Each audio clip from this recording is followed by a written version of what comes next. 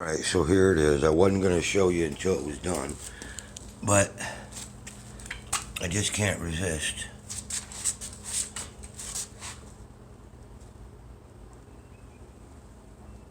Nice little taper on the top. Still got to put the drawer on it. And then of course the back supports. See if we can get a better view.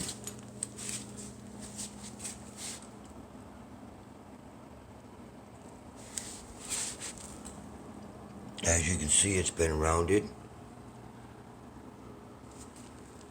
together.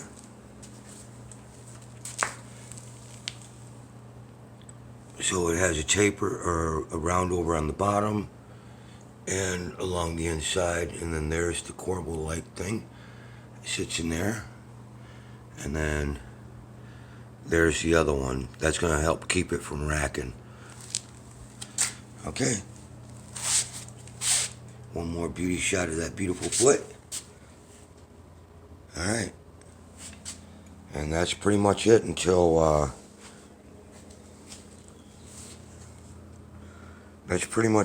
make the top.